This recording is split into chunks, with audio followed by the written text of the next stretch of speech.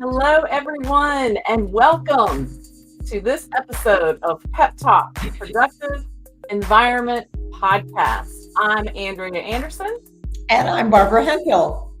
and we're excited to have you guys here today. So, wow, we've got a doozy of a conversation to have with you today about the priority paradox. And, Barbara, I have to say that I thought I made this up. I thought this was something original that came from my brain, but apparently it's not. And it actually resulted from I'm gonna share it in a few minutes, but it resulted from a message that I received from someone that's going to be attending our upcoming webinar, and I asked them the question. This is something you ask people all the time. What's one of the what's your greatest challenge when it comes to organization and productivity? What are some of your greatest challenges with that? And they replied, and I'm going to share that in just a minute.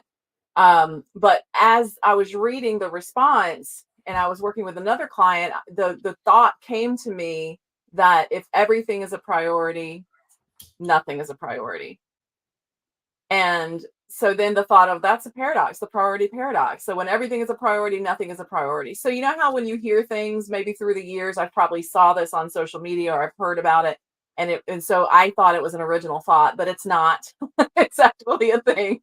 It's one of the things I worry about when I'm writing, because sometimes I think, oh, I hope I'm not guilty of plagiarism, because I'm certainly not intending to. But you don't always remember when you got something. So exactly. So I think a lot of people are struggling. A lot of people struggle with this. I even struggle with this when so do I. I think yeah. I don't know.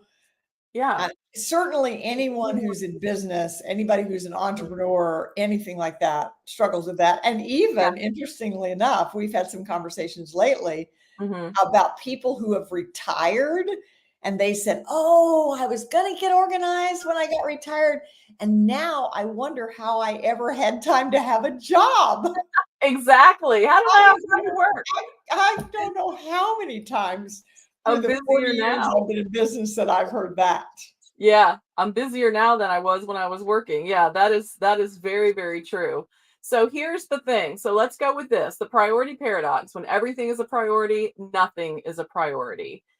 It's a trap that many of us fall into, thinking that by labeling everything urgent, we're ensuring that nothing slips through the cracks. But in reality, it often leads to lower quality outcomes, chaos, and burnout. And a picture is worth 1,000 words. So I want to share an image of what this might look like. This may feel like an exaggeration or not, some people, but this is what that would look like in your office. It could look like this was what your dining room table could look like, or your desk in your office. If everything is urgent, everything's a priority. I mean, first of all, how does that image make you feel? I want to get that off the screen as quickly as possible because, in fact, for those of you watching, comment wherever you're watching us from. How does this image make you feel? And in reality, if you're working with a coach, you might justify it and say, well, it is a priority. It is urgent. And every single thing, if every single thing is, then where do you start? What do you do? And let's look at it. This is a physical example, right, on your desk. What do you think that looks like in email? And this might be more of a reality for many people than the desk, right? I mean, if we mark every single email as urgent, then how do you know what to work on? How do you know what to do? And it's, we could flippantly say, well, you just have to prioritize. Like, how does that make you feel to even just hear that, Barbara? Well, even you, like, Barbara, you just have to prioritize. Well, it reminds me of the corollary. We have talked before on this podcast about, we say clutter is postponed decisions, but when people quote us, they will say clutter is just postponed decisions or only postponed decisions. Well, it's kind of the same. It's like, well, if I knew how to prioritize, I would. The reason I don't prioritize is because I don't know how. And that's where we come in. That's part of what Productive Environment Institute does, is helps people prioritize.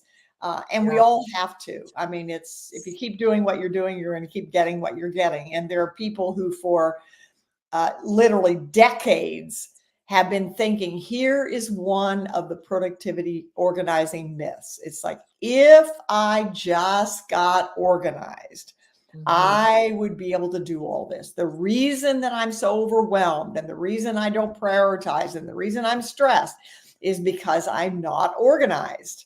Well, that's one of the reasons, but that's a lie. A lie to think if you just got organized, you'd be able to do it. So we have to go at it in a different way. And, that takes us back to our productive environment 5-step process, which is state your vision.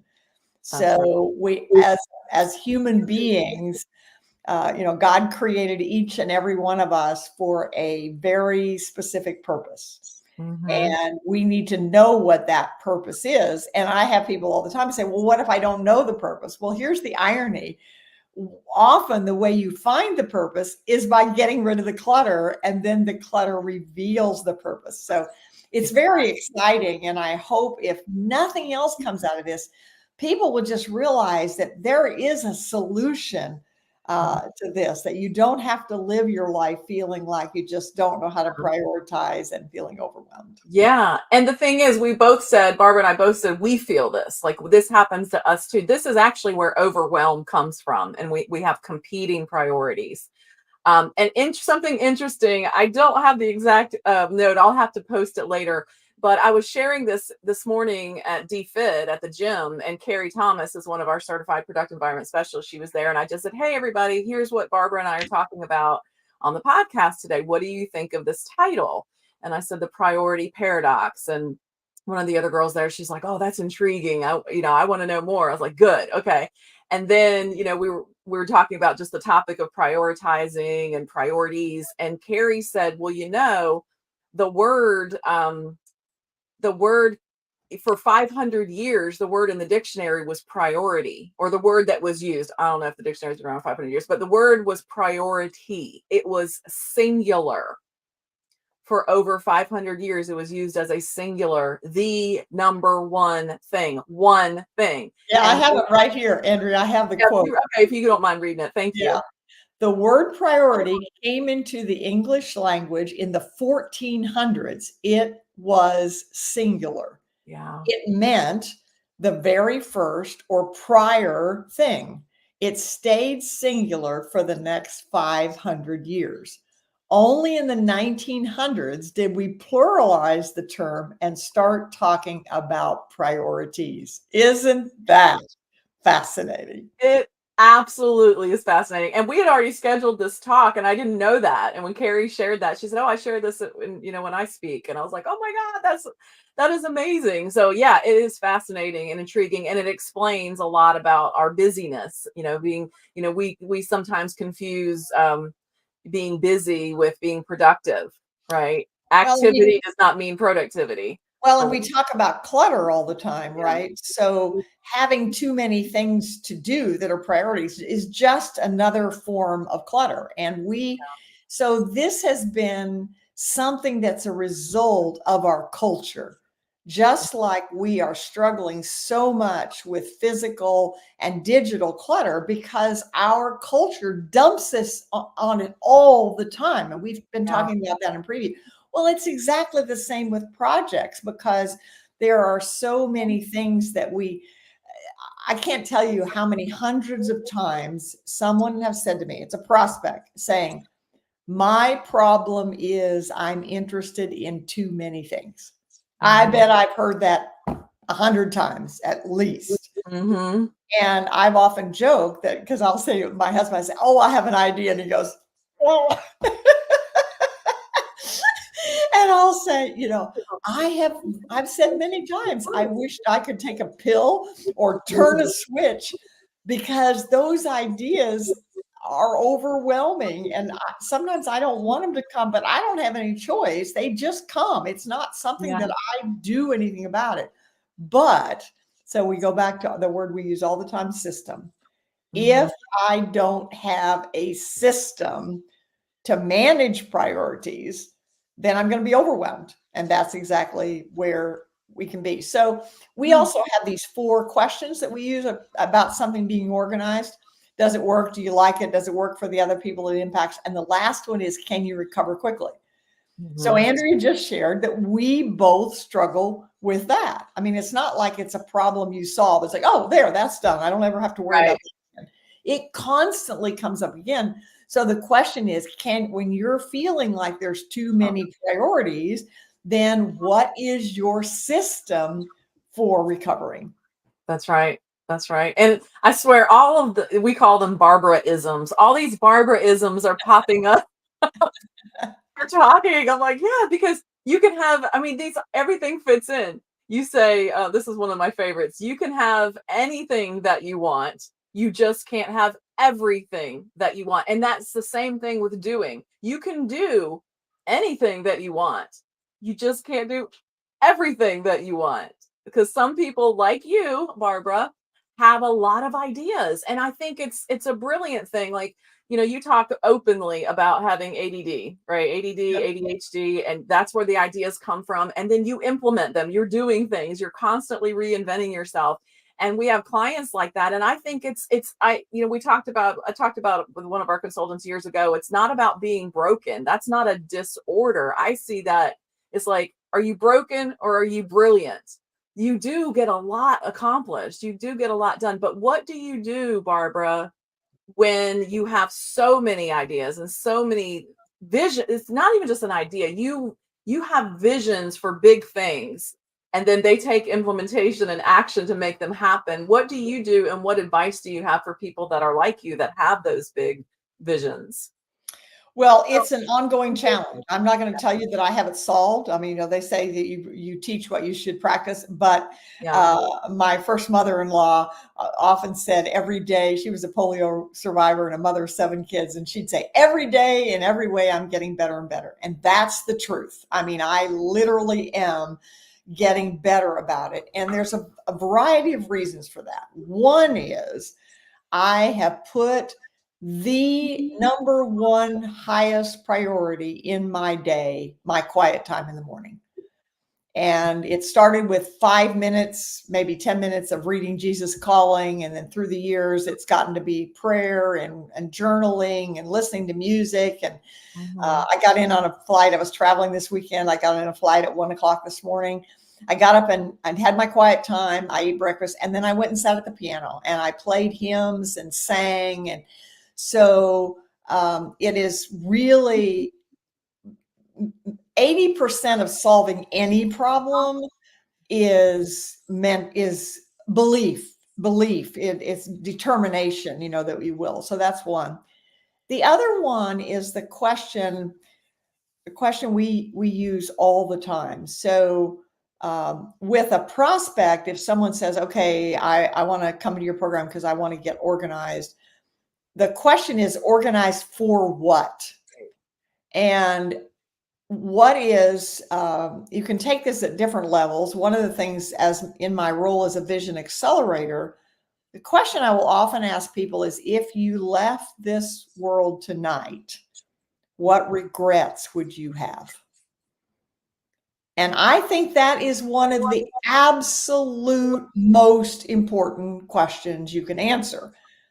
If you can't answer it, then that needs some coaching. You need to talk with someone. You need to talk with God. You need to talk with a pastor. You need to talk with a counselor, because we all need to know what that is. And ironically, when I talk with my clients, one of my clients was, I want to have a better relationship with my husband. In her case, her husband was retired and she wasn't retired and didn't want to be. And her husband didn't particularly want to be like in my case. My husband's retired. He's perfectly happy. I'm not retired. I can't ever remember that I will be. And he's okay with that. But she was saying, I have so many of these ideas I want to generate. I'm not enjoying the time I'm having with my husband because I can't calm my mind down to enjoy it. So we worked together and she solved that problem. They went on a long cruise together and just had a great time. So that is a form of clutter. If you can't answer the question, what what regrets would I have, then you want to be looking at that.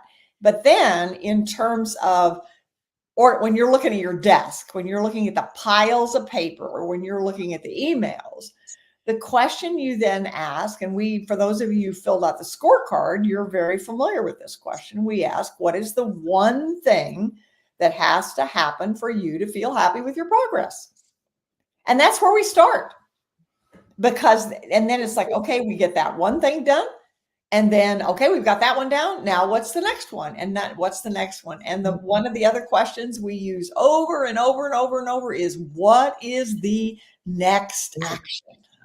And because a lot of times people are just jumping from thing to thing and doing a little bit here and there. And so there's so many things. And it also, another really high priority, and I've been working with a specific client right now where we've been dealing with this, is like, she's the same age as I am. So it's like, oh, okay, when you get to be in your 70s, you really feel pressure to prioritize. Like, okay, the amount of time I have left, in fact, I'm giving a speech for a group of lawyers next week, and I bought what do you call it? Where the salt goes through. Oh, the hourglass. Hourglass. I found a big hourglass that has purple sand in it. And for those of you who've been around me, you know that purple's my favorite. So it's this big hourglass. It's about a foot tall. It has purple sand in it. And I'm taking it at the front of the room as a reminder that, the sand is flowing. And the older you get, the faster it feels the sand is flowing and the less time you have. So the prioritization is more and more important the older you get. Having said that, if you're younger and you learn to do that when you're young, gosh, I wish I had known when I was 30 what I know now, because I can't imagine what I could have accomplished. But no regrets. One of my favorite verses in the Bible is in Joel, and it says, the Lord will restore the years the locusts have eaten. And so I am a believer that some of those big dreams, and I've had some really big dreams that haven't happened yet, but I am not giving up. You still got lots to do, Barbara. I want to share a comment from Kathy Music, one of our certified productive environment specialists. She owns New Path Productivity. She said, we often prioritize busy work because it is the low-hanging fruit that allows us to feel like we're accomplishing something, but it really doesn't move the needle on the true priorities. Oh, wow. Oh, that is truth. That is truth with a capital T. Yeah. And that's where that Eat That Frog, Brian Tracy's Eat That Frog. Well, I think he wrote about it. I don't think it was his idea. I heard recently, is this true that was from Mark Twain? I heard that was from Mark Twain. He wrote a book. Brian Tracy. I know Brian Tracy wrote the book about it. That's the I don't know. But anyway, so it's like doing the big thing that is going to move the needle forward. And big projects are broken down into tasks, and then you can get overwhelmed with all the tasks. And so then that's where you just like center yourself and say, and I do this, I will get overwhelmed and then I'll stop and I'll hear Barbara's voice. What's the next action? Not the list, not all of it. What's the next action? So that really helps. So take that away. Barbara, I want to read the comment that I received from the client that I asked, what's your number one challenge? And this is what they said, and I would love to get your response to this. I said, what is the number one challenge you have when it comes to organization and productivity? And they said, thanks for your question. Handle paper/mail in a timely way. For example, put away, throw away. Often there's still a pile of not sure what to do, or this is important, so I want to look at it again, but when? Which happens in an indefinable future. So things pile up. Bottom line, the important doesn't get priority unless it is an emergency or I'm feeling guilty or ashamed. Can anybody relate to that? Let me read that again. Bottom line, the important doesn't get priority unless it's an emergency or I'm feeling guilty or ashamed. Like, that is deep. It really is deep. You shared that with me and I read it, and I read it several times. And, part of the reason I love what I do is I always learn. I mean, this is a prospect, right? And I'm learning from the prospect because I hadn't really thought of it quite this way before. Bottom line, the important doesn't get priority unless it's an emergency. So how many times have we had that? My very first experience with this was I was just starting in residential. I don't know if I've told this story or not, but it's so appropriate. A woman called me and she said, "Can you come and organize my condo this weekend?" And I said, "Why?" And it was because she'd met a new guy. She had gone to his apartment and it was all in white and beautiful. And she wanted to invite him and she was scared to do it so it was like, this is an emergency. And how many times, Andrea, have we people where they needed to find a document and they end up spending hours looking for a particular document. So it was like, it's an emergency. But the other one about, or I'm feeling guilty or ashamed. And the issue is there is so much shame associated with disorganization. Part of the reason our boot camps are so successful, and Andrea gets complete credit for putting that together. And the reason they're successful is, number one, it's very comforting to work in a group where you see other brilliant, successful people who have the same problem you do. Because we always think, oh, there's something wrong with me, I'm terrible. And then you look around and you see other people who are running businesses and doing all kinds of things, and they're having it too. So that takes away that shame part of it, which is really helpful. And then the other one is accountability. So I just finished today a contract with a woman I've had for 6 months, and she's struggled with decades of clutter in her life, of every emotional clutter, spiritual clutter, physical clutter, digital clutter, garage. I mean, the whole thing. So for 6 months, I've been doing coaching, and I mean, she's just changed her life. But the only reason it's happened is because she had to be accountable to me for what she was doing. Yeah. And I'm the same way. I mean, how did I get my taxes done? I called my accountant and I made an appointment. Because an appointment is everything. Yes. Yeah.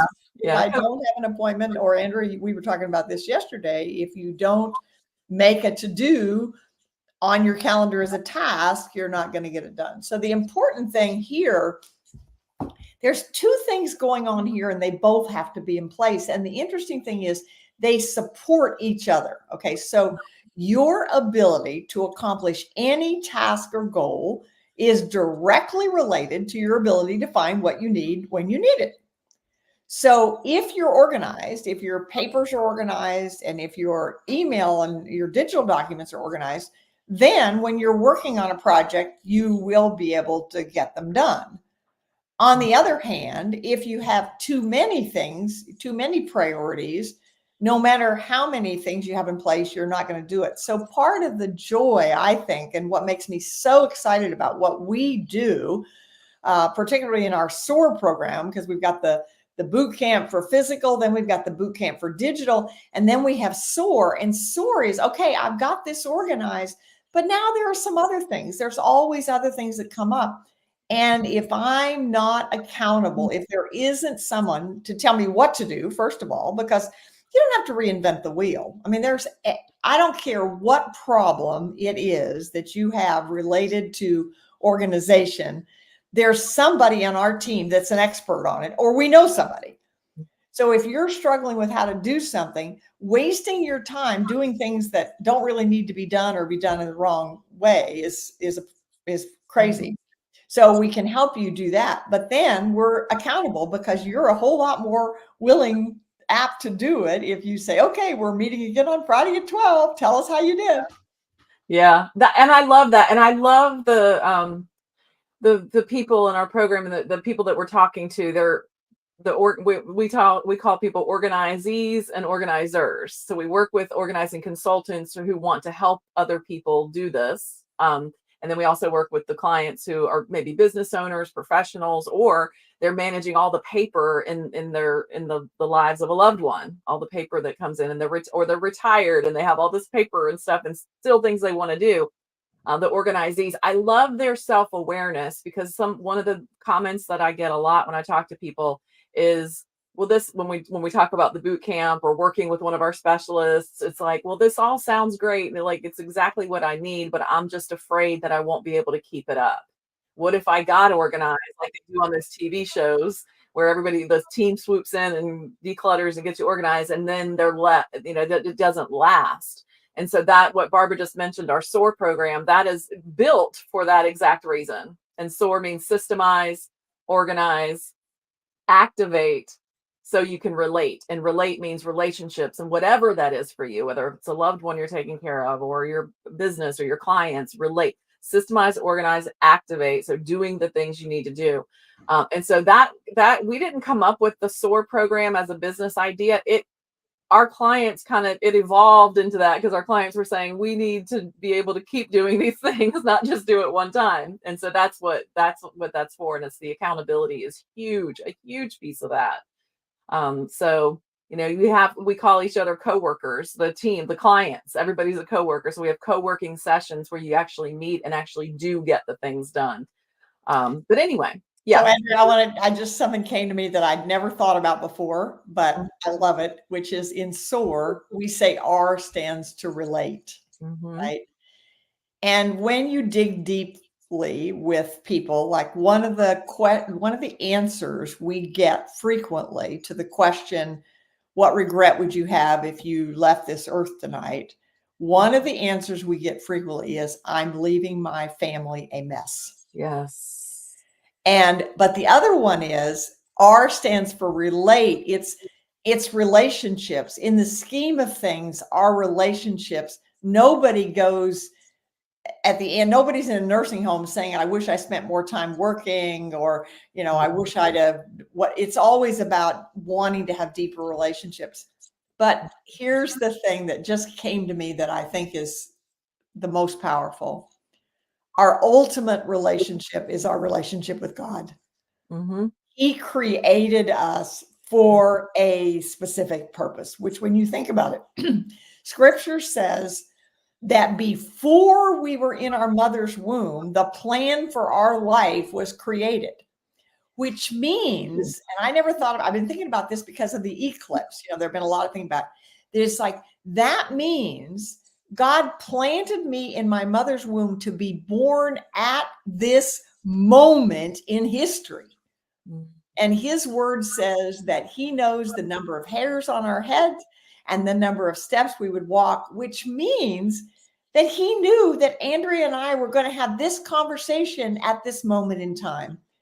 So in SOAR, systemize, organize, activate, and relate, it takes you to the most important thing is, are you doing what God created you to do? That's right. And I hope you guys heard the message from that. Barbara just shared that God is a planner. Planning is important. He planned us. He planted and he planned. I love it. I love it. Well, the next step I would love for you guys to take, especially if you're new to us, is to find out what your productive environment score is. If you're new, then you're just hearing us for the first time, go to productiveenvironmentscore.com. And even if you filled one of, done your score before, maybe do an update. And at the end of that, you will, the screen that you'll go to will take you to a webinar that we're actually doing. So you can register for an upcoming webinar where we're talking about these things. We're helping people with these things right here, these exact images that you see. So be sure to go and watch, fill out your scorecard, and then register for that webinar. If you've already recently done a scorecard, you can just go straight to productiveenvironment.com/webinar. And that is, well, I just want to mention, Andrea, you mentioned about if you've done it before. I do the scorecard myself every January. And part of the reason I do that is because one thing gets better and then another thing gets worse, because life is complicated. So you can't change what you don't measure. And the scorecard is a way that you can measure your productivity so you know what you need to do to change it. That's right. All right. Well, thank you, everyone. Thank you all for joining us today. We love your comments love your thoughts in the comments box wherever you're watching us from. And we will see you on the next Pep Talk.